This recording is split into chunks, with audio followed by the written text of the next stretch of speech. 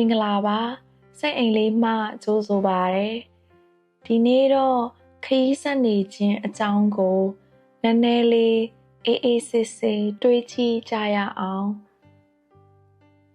တခါတလေတနေရာကိုသွားနေတဲ့အခါအိမ်ကနေထွက်လာတဲ့အချိန်ကစပြီးအမြန်ရောက်ချင်တယ်ဆိုတဲ့စိတ်နဲ့ပဲသွားနေမိတတ်တယ်ရောက်လာရင်လည်းပြန်ရမယ်ဆိုတဲ့အတွေးကရှိနေပြန်တယ်။အဲ့ဒီကြားကလမ်းတစ်လျှောက်မှာလေတိုက်တန်လေးတွေလူတွေရဲ့မျက်နှာတွေကောင်းကင်ဘော်ကတိမ်တွေပတ်ဝန်းကျင်ကအရာလေးတွေမမြင်မိတော့ဘူး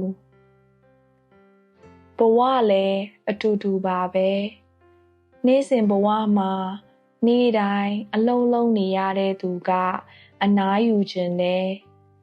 အလုံးမရှိတဲ့သူကတော့အလုံးရခြင်းနဲ့အဲ့ဒီလိုနဲ့ပဲလူတွေကတစ်ခုရပြီးရင်လဲနောက်တစ်ခုကိုထပ်ဆောင်နေတယ်အမြဲတမ်းနောက်တစ်ခုကိုစောင့်ရင်လက်ရှိအချိန်ကိုလက်လွတ်သွားတတ်တယ်တကယ်တော့အုံနောက်ကအမှတ်တရတွေကိုအကုန်မသိမ်းထားပါဘူးစိတ်ခံစားမှုပြင်းတဲ့အခိုက်အတန့်တွေအရေးကြီးတယ်လို့ထင်တဲ့အရာတွေကိုပဲပိုပြီးကြာသိမ်းထားတတ်တယ်ဒါကြောင့်ပဲကျမတို့ရဲ့ဘဝတစ်လျှောက်လုံးမှာအမှတ်ရစရာတွေကနည်းနည်းပဲဖြစ်နေတတ်တာပါနောက်ပြီးတော့ငယ်ဘဝအမှတ်တရတွေကပိုပြီးအမှတ်တရဆွဲထင်နေတတ်တယ်။အဲ့ဒီအချိန်တုန်းကအရာအလုံးကအသစ်ဆန်းဖြစ်နေတယ်။ခံစားချက်တွေကလည်းပိုပြီးတန်ဆင်တယ်။ပျော်ရင်အပြေးအဝပျော်တယ်။ဝမ်းနည်းရင်လည်းအပြေးအဝခံစားတယ်။ဒါကြောင့်အဲ့ဒီအခိုက်အတန့်တွေကပိုပြီးနက်နက်ရှိုင်းအမှတ်တရဖြစ်နေတတ်တယ်။အဲ့ဒါလို့ဆိုရင်ဘဝဆိုတာဘာလဲ။ကျမတို့ကအနာဂတ်ကိုရောက်ဖို့ပဲသွားနေတာမဟုတ်ပါဘူး။တကယ်တော့လမ်းတစ်လျှောက်ကိုဖြတ်သန်းနေတာပါ။တခါတလေရှေ့ကိုသွားခြင်းပေမဲ့လမ်းတွေကပိတ်နေသလိုခံစားရတတ်တယ်။ရှေးတရုတ်ကဗျာဆရာလီပိုင်ကလည်းဒီလိုမျိုးအချိန်ကိုကဗျာတစ်ပုဒ်ထဲမှာရေးခဲ့ပူတယ်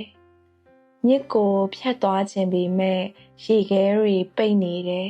။တောင်ကိုတက်ခြင်းပေမဲ့နှင်းတွေဖုံးနေတယ်။ဘယ်လမ်းကိုသွားရမလဲဆိုတာမသေချာတဲ့စိတ်မျိုး။ဒါပေမဲ့သူကနောက်ဆုံးမှဒီလိုပြောခဲ့တယ်။တနေ့တော့လေပြင်းတွေတိုက်လာပြီးငါးရဲ့ရွက်လင့်သင်္ဘောက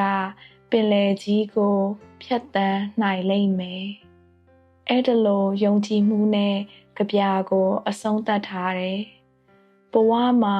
မသေချာမှုတွေရှိနိုင်ပါတယ်။လမ်းတွေပိတ်နေသလိုခံစားရနိုင်ပါတယ်။ဒါပေမဲ့ဘဝကဆက်သွားနေတုန်းပဲ။တနေ့နေ့မှာတော့ကိုလည်းကိုလေပြင်းကိုပြန်တွေ့ပြီးရှေ့ကိုဆက်သွားနိုင်မှာပါ။သွားတဲ့လမ်းတစ်လျှောက်ကကြုံတွေ့ရတဲ့အရာသေးသေးလေးတွေတွေ့မြင်ရတဲ့သဘာဝကအလှတရားလေးတွေကိုလည်းသတိထားပြီးဖြတ်သန်းကြည့်ပါ။ကျမတို့ကအနာဂတ်တစ်ခုစီသွားနေကြပေမဲ့တကယ်အရေးကြီးတာကလမ်းတစ်လျှောက်မှာကိုဘလို့ရှင်သန်ခဲ့သလဲဆိုတာပါရောက်ချင်တဲ့နေရာကိုမေးဖို့မဟုတ်ပါဘူးဒါပေမဲ့လက်ရှိအခိုက်အတန့်ကိုလည်းမပြောက်စေချင်တာပါပညာရှင်အယ်ဘတ်အိုင်စတိုင်းကလည်းဒီလိုပြောခဲ့တယ်ဘဝဆိုတာစပိန်စီးသလိုပါပဲဟန်ချက်ညီဖို့ဆိုရင်ဆက်လှုပ်ရှားနေရမယ်ဘဝမှာကောင်းတဲ့အချိန်တွေရှိမယ် မကောင်းတာတွေလည်းရှိမယ်တချို့နေ့တွေကပင်ပန်းမယ်တချို့နေ့တွေကမသေးကြဘူးဒါပေမဲ့အဲ့ဒီနေ့တွေကလည်းကိုတဖြည်းဖြည်းပြောင်းလဲစေခဲ့တဲ့ခရီးရဲ့အစိတ်အပိုင်းတွေပါပဲအခုချိန်မှာသင်ဟာမရောက်သေးတဲ့နေရာတစ်ခုကြောင့်စိတ်ပင်ပန်းနေမယ်ဆိုရင်ခဏလေးနောက်ကိုပြန်လှည့်ကြည့်ပါသင်ဒီလောက်ထိရောက်လာနိုင်တာကလည်းတော်တော်လေးအားရှိတဲ့ခရီးတစ်ခုပါအဆုံးမှာတော့အရာအလုံးကဖြတ်တန်းသွားပြီးသားဖြစ်သွားမယ်ဘဝဆိုတာအမြဲတမ်းအဆုံးမတစ်ခုပဲမဟုတ်ဘူးတခါတလေလမ်းပေါ်ကလေညှင်းလေးတွေခဏတာအေးချမ်းမှုတွေကိုယ်ဘေးကလူတွေဒါတွေကပဲဘဝရဲ့အလှတရားဖြစ်နေတတ်ပါတယ်ဒါကြောင့်အတိတ်ကနေသင်ခန်းစာယူပါအနာဂတ်ကိုမျှော်လင့်ပါဒါပေမဲ့ဒီနေ့ကိုတော့တန်ဖိုးထားပြီးဖြတ်သန်းပါဒီညသင်လျှောက်နေတဲ့ခရီးကိုနည်းနည်းလေးပဲဖြစ်ဖြစ်ပို့ပြီးသတိထားမိနိုင်ပါစေစိတ်အိမ်လေးမှကျေးဇူးတင်ပါတယ်